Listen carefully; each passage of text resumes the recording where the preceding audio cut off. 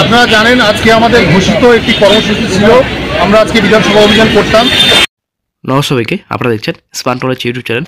তো বন্ধুরা, আজকে কিন্তু আবারও একটা গুরুত্বপূর্ণ আপডেট পাওয়া যাবে। আজকে কিন্তু এসএসসি সেকেন্ড এসএলএসটি ফ্রেশার যে মামলা করেছেন ফ্রেশার চাকরি প্রার্থীরা, তো আজকে মামলা কিন্তু শুনানি এক্সপিরিয়েন্সের ভিত্তিতে যে নাম্বার দেওয়া হচ্ছে 10 নম্বর এক্সট্রা, সেটার মামলা শুনানি রয়েছে এবং আরও অন্যান্য মামলা কিন্তু আজকে লিস্টেড হয়েছে। আজকে কিন্তু হাইকোর্টে মামলা শুনানি। তো আজকে আমরা এই ভিডিওতে বিস্তারিত সম্পূর্ণ তথ্য আলোচনা করব। তো গতকালকে ফ্রেশার চাকরি প্রার্থীরা বিধানসভা অভিযান করেছিলেন। তো বিধানসভা অভিযানের লাস্ট আপডেট কী রয়েছে সম্পূর্ণ তথ্য এই ভিডিওতে আলোচনা করা হবে। বন্ধুরা, ভিডিওটি সম্পূর্ণ দেখুন, শেষ পর দেখুন। চ্যানেল নতুন দর্শক অবশ্যই চ্যানেলটিকে সাবস্ক্রাইব করে দেবেন। আপনারা অনেক দেখতে পাচ্ছেন কলকাতা হাইকোর্ট সম্পূর্ণ কেসের ডিটেলস এখানে দেওয়া রয়েছে। তারপর কেস স্ট্যাটাস রয়েছে এখানে। তো তারপর ডেলি লিস্ট এখানে রয়েছে। তো পিটিশনার অ্যাডভোকেট স্ট্যাম্প এখানে রয়েছে। তারপর রেসপন্ডেন্টস রয়েছে। তারপর চলে আসছে নেক্সটে।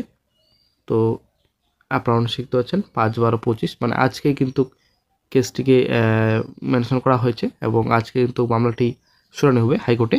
একটা গুরুত্বপূর্ণ আপডেট আজকে অবশ্যই পাওয়া যাবে, কারণ ব্যাপারটা হচ্ছে এই যে এক্সপিরিয়েন্সের ভিত্তিতে নম্বর 10 নম্বর দেওয়া হবে কিনা নাকি 10 নম্বর বাতিল হবে, তো অবশ্যই একটা গুরুত্বপূর্ণ আপডেট পাওয়া যাবে।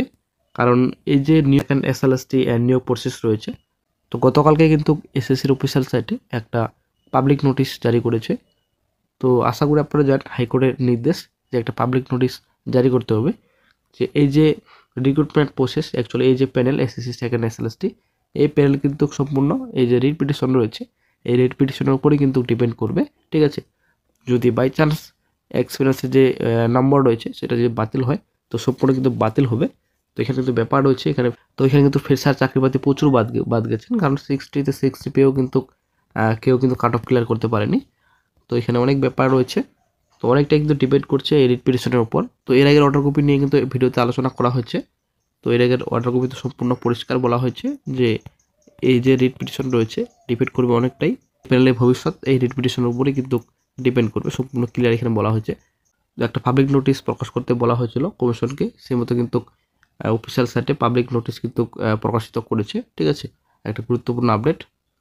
তো আজকেই হয়তো একটা গুরুত্বপূর্ণ আপডেট পাওয়া যাবে এই যে এক্সপিরিয়েন্সের ভিত্তিতে নম্বর, তো সেটা কি থাকবে নাকি থাকবে না। যদি থাকে তো ইন্টারভিউর আগে থাকবে নাকি ইন্টারভিউ পরে থাকবে। তো আজকে কিন্তু এ ব্যাপারে মামলা শুনানি। তো অবশ্যই একটা গুরুত্বপূর্ণ আপডেট পাওয়া যাবে।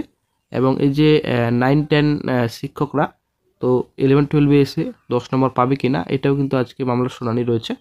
তো আজকে কিন্তু অনেক ব্যাপার নিয়ে মামলার শুনানি। আশা করি আপনারা জানেন ভোকেশনাল টিচার্সরাও কিন্তু মামলা দায়ের করছেন হাইকোর্টে।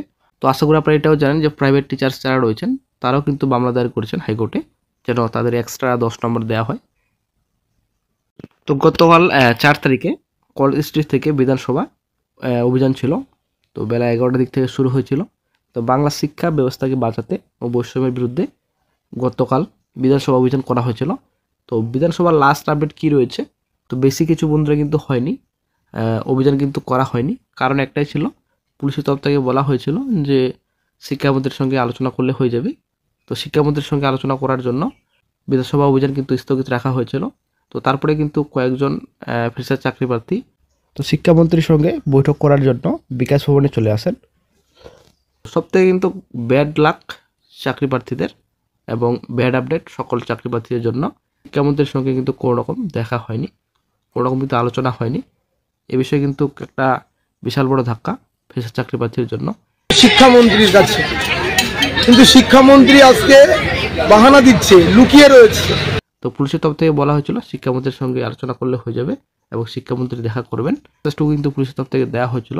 কিন্তু ব্যাড লাক সকল চাকরি প্রার্থীর জন্য, কোনো রকম কিন্তু দেখা সাক্ষাৎ হয়নি, শিক্ষামন্ত্রীর সঙ্গে আলোচনা হয়নি। ঠিক আছে, তো তারপরে কিন্তু বলা হলো যে সেখানে উচ্চপদস্থ আধিকারিক রয়েছেন তাদের সঙ্গে আলোচনা করতে।